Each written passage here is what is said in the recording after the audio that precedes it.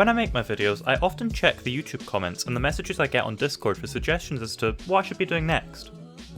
And one of the most frequent suggestions I get is terraforming. So I thought now is as good as a time as any to give this a go. Welcome in everybody, I'm Errolthree, and today I'm going to hopefully shed a little bit of light on how to do some pretty decent terraforming in creative mode or survival mode. And I'll be going over the different stages of terraformation that you can do, what tools you're going to need to do it, and hopefully give you a little bit of help in how to minimise the grind. And with that all safely out the way, let's jump right into it.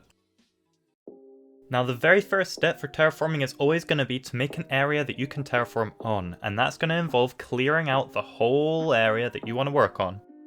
Now in creative mode, all that means is getting rid of all the leaves, all of the bark, all of the grass, all of that kind of thing from the area that you're going to want to have cleared out and, well, workable land. But in survival mode, you also want to be gathering those resources back up so that you can use them later in different projects. After all, if you don't have infinite materials like you do in creative mode, it's a good idea to stockpile them.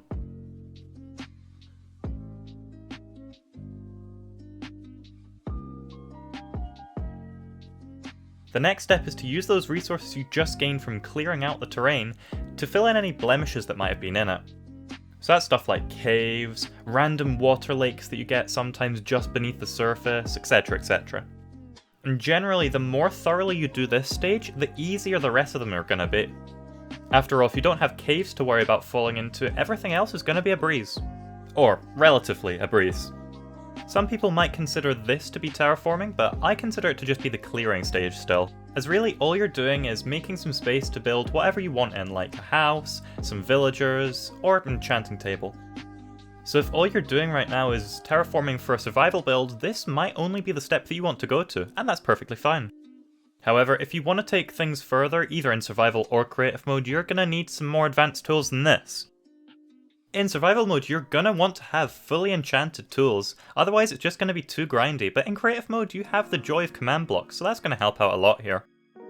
I've included a few basic commands in the description that will help you out with command blocks, even if you don't know a whole lot about them, as we can always go over in more detail in another video. But moving on to terraforming, here you can see exactly what the smoothing stage is all about. Now this is less about removing the blemishes in the terrain and instead about completely reshaping it. A lot of the terrain in Minecraft is very blocky, and you don't really find right angles in nature, so what we're going to do here is we're going to go over it with long curves like this. It'll make the world look a little bit more like the lines on an OS map than, well, random noise, which is literally how the world generates. But I recommend going around and smoothing the world layer by layer. Going from the top to the bottom and smoothing out the terrain in circles that just get bigger and bigger as you go lower. And that technique kind of works with any gradient that you're working with, whether that's in mountain-like terrain, or coming up to a lake, or just on those rolling hills that I was working on there. That kind of top to bottom, making circles that gradually expand out, does generally work for most situations. Except maybe for cliffs, but we go over that later in the video, so stay tuned. Coming straight back to lakes though, you can see we're just going to add a little sandy area around the edge of it. And you could choose gravel as well if you wanted a little stone beach, but I chose sand, I just felt it looked a lot nicer. Also consider deepening out the lake and using some different materials other than coal in the bottom of it, but I'll do that later on in the video. You can see in the background I'm going over the edges of the mountain with a gradual incline rather than the random noise I was talking about earlier, which again just follows that theme of smoothing out the terrain. When you do eventually get round to deepening out your lake, make sure you have plenty of sand or gravel or stone ready to deepen it out and fill in the extra material. And now finally onto the meat of the video, the actual terraforming. Now rather than cleaning up or pruning or just doing general tweaks to the terrain, this part is going to be actually creating new terrain from scratch. And here you can see I've wasted absolutely no time just immediately creating a little cliff face here. Starting with a single line of blocks and gradually dropping down the cliff face in a natural looking way. Finishing off by lining the top of it with grass to make it look a little bit more natural, and fit in a little bit better with the surroundings. You can even layer these cliff faces. You can see here I'm actually starting another one just behind and on top of the cliff faces that we've already built. And you can see there the whole process where I've made a little line, dropped down a cliff face from it, eroded it backwards, and then filled it in to make it look nice and natural. After you've made some custom terrain that you're quite comfortable with, consider making some decorations like a little river that runs from the top of the mountain down to the lake that we've created here. Or other major geological structures like boulders that might have fallen off the cliff face, and I'm going to put a few down here just as an example.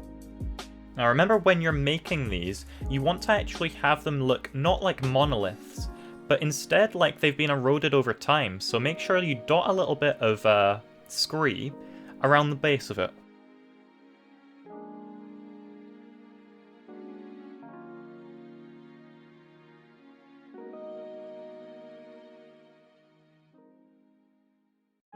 Now that you've created your terrain, you'll want to start decorating it. And we're going to be handling each one of these decorations a little bit different. For the smooth rolling fields that we've created, we're going to have a few paths going in and out of the hills, going to different areas along the terrain, that you can decorate up with podzol, some coarse dirt, or different things. Originally, I thought a tall custom tree might be nice here, but I eventually decided against it. After all, it's a terraforming video, not a custom trees one. We'll get to them soon. So I opted instead for some bushes around the place. And as we pan over to the lake, you can see we've got a couple of decorations here, like the reeds and such. And although it's hard to see in the video, we've actually decorated the cliff face with different shades of stone, like andesite, which gives a nice texture to the cliff face overall. Finally, bone meal up your grass because that looks nice and natural, and you can step back and admire your work.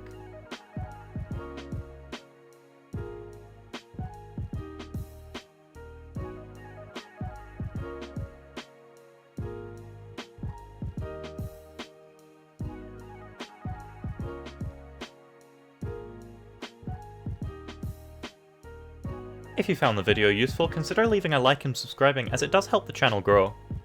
I take requests in the YouTube comments and on my Discord, so I'll see you there. Goodbye.